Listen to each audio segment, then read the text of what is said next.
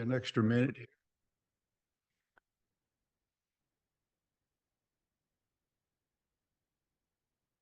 That time? Okay, here we are for today's planning commission meeting. I guess, who calls the roll here? I can call the There you go. for Would you please call the roll? Commissioner Tucker. Here. Commissioner Eisenberger, Here. Commissioner Spence, Commissioner Carpenter, Here. Vice Chair Stahl, Here. and then we should have Commissioner Perkins attending online, but she's not here yet. And then Chair Wheeler is absent. Okay. I think we have at least a quorum, so we're good to go. Would everybody take a minute out and take a look at the meetings from the last meeting, and then I'll entertain any motions. Mr. Vice Chair, I make a motion to approve the meeting minutes from the April Planning Commission meeting. I'll second the motion. All in favor? Aye. Aye. Aye. Online? Yes. Tara's here. Hi, Tara. Hey, I see the yeas have it, so we're moving on. I don't see any commission business, so we can jump into our public hearings. At this time, do I need to read the evidentiary statement or not, or is it, can we, I think you read it after the presentation. after the Yeah. presentation? Okay, thank you. So Alan, I guess that's your call. All right, thanks, Scott. I'm going to share my screen here.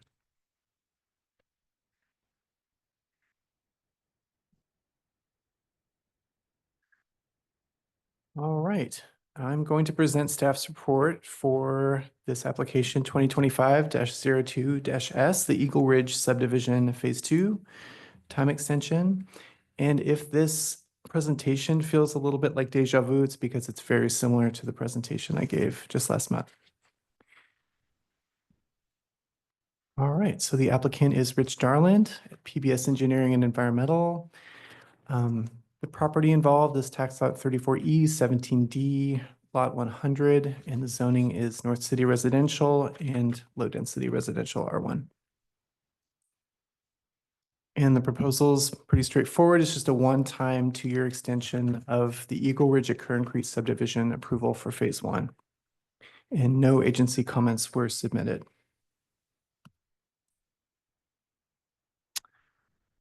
All right, so the subject site shown here, the subdivision in question today is outlined in red. That's phase 2. Phase 1 is outlined in blue there. Let's see. Yeah, this is an aerial shot from 2024.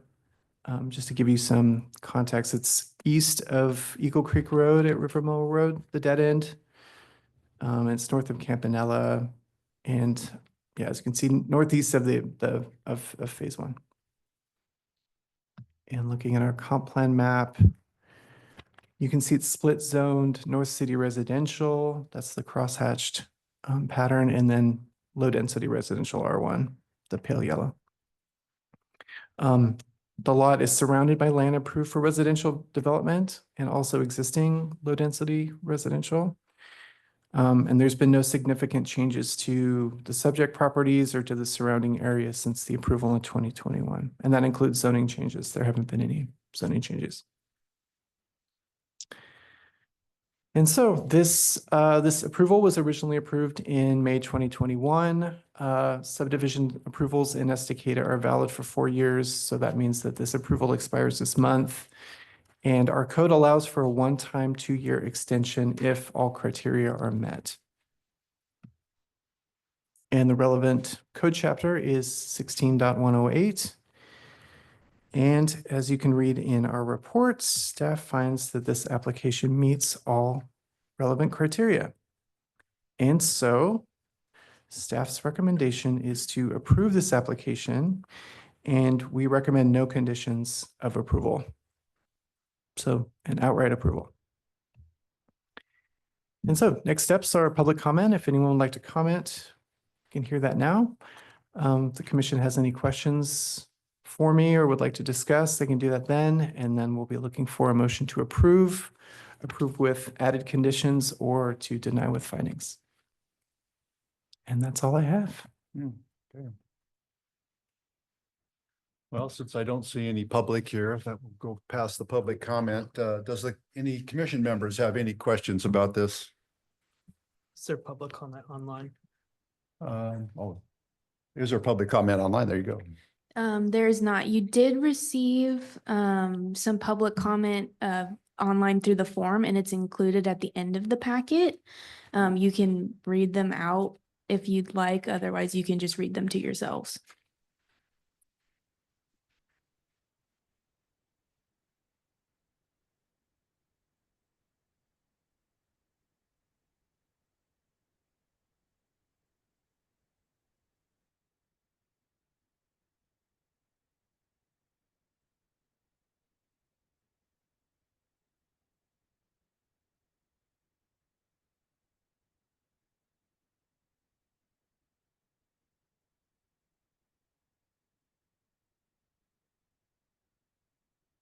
And despite these public comments, there's nothing prohibitive in this request from a code perspective that could prevent the commission from taking adversarial action.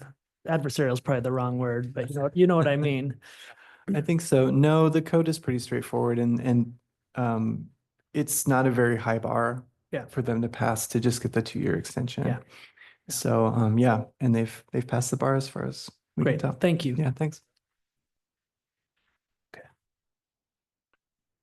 we have anything else?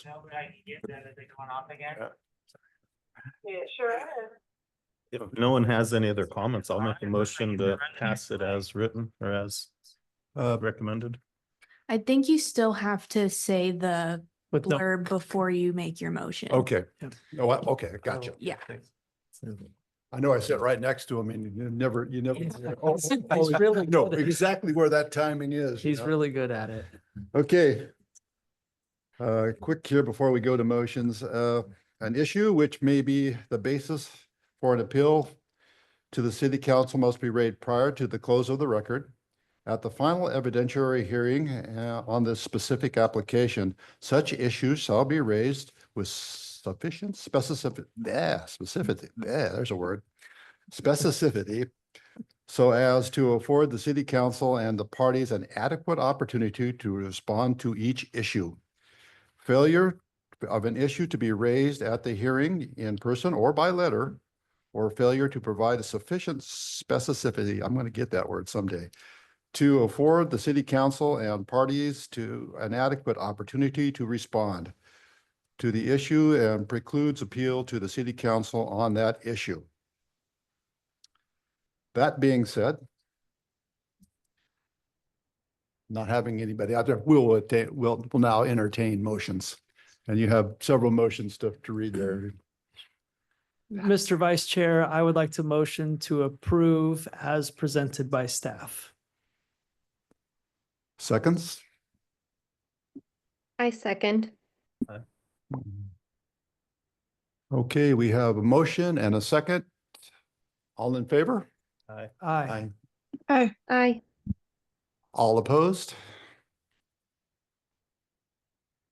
Hearing none, the motion passed. Okay, moving on. Looks like it's going to be a quick one today, guys. What's our list here? Public comment. Seeing no public. We You have- did receive another one from someone online. It's right after the agenda and minutes. So you can read it to yourselves or read it out loud. Okay, I'm not seeing that in mine. They were submitted after the packet was put out, so they'll be uploaded after the meeting today. They're Oh, just okay. printed out. Yeah, sorry. Where would I find them? So that I could read them, but they'll just be added in a Yeah. new version. Yes, so Okay, got it. where the agenda and minutes are on the website, it'll be uploaded there. In there. Okay. Thanks. Could someone read it out loud since I can't see it? I'm sorry. go to. Sure. Yep, it has been brought to the community's attention that more housing will be going in with an exclamation mark. This is great, But I do know that a lot of locals and generational residents have concerns regarding the city's infrastructure. It would be so helpful if this can be addressed prior to signing off on new housing. I think the generational residents would feel at least a little bit better about adding more to the city if they knew that the infrastructure was being addressed. And the new people moving here may feel more welcomed.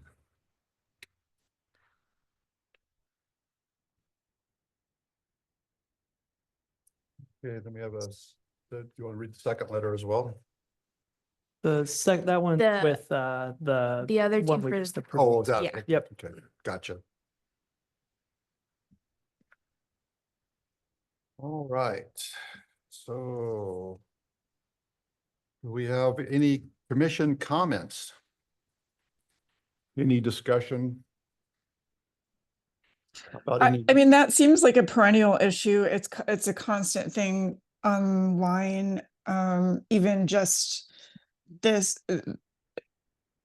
there were comments online where people didn't understand that this was just re-upping a decision that had already been made years ago. And I think, I just wonder if it makes some sense for there to be some page on the city website that, or maybe there already is and I don't know about it. I'm sure staff has fielded these questions a gazillion times, but where things are happening, what's happening with the infrastructure projects, and an easily digestible update so that, people understand that a lot of their concerns are in process already.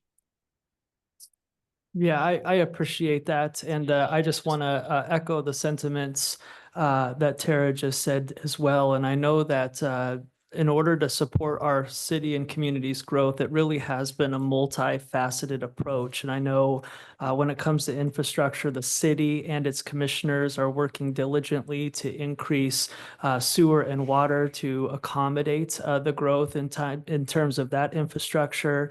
Vice Chair Stahl and I also serve on the Economic Development Commission, where we're intensely right now working together to really establish retail infrastructure and other types of opportunities for growth, including grocery stores, food carts, hotels, et cetera. And so I do just want to communicate to those public concerned.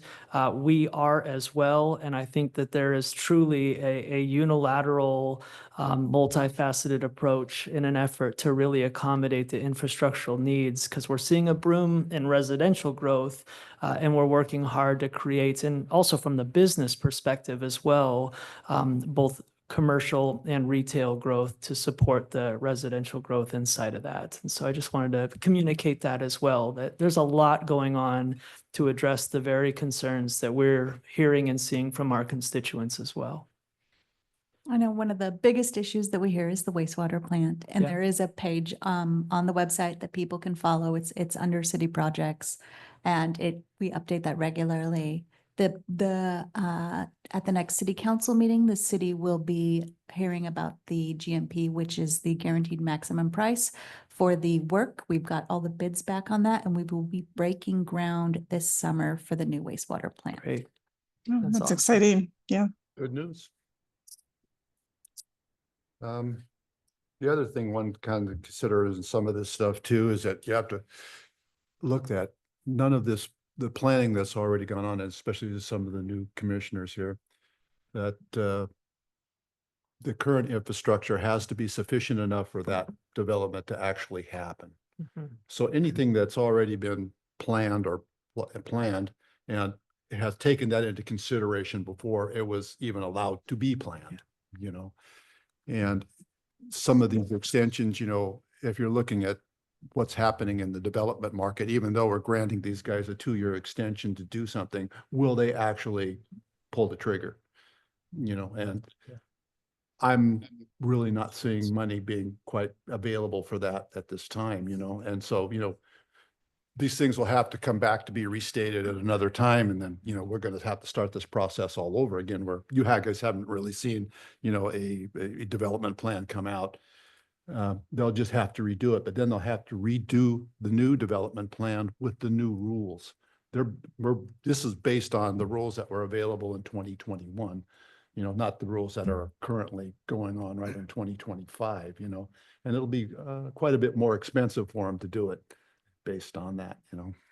I appreciate what Tara was saying on there too. I thought the same thing when I looked online, that the comments seemed to be saying that we're pushing a new housing development, where in fact giving them an extension gives them the break where they don't have to rush to build something right now. That in 2 years, they may decide this isn't economically stable or whatever, in Yeah. 2 years. So Yeah.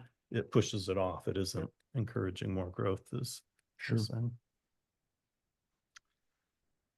Anybody else? Anything else online? Comments, questions?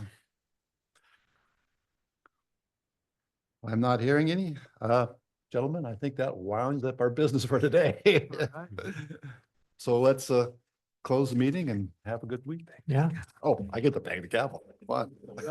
Thanks, everyone. Thanks, everyone. Bye. Make it easy on me.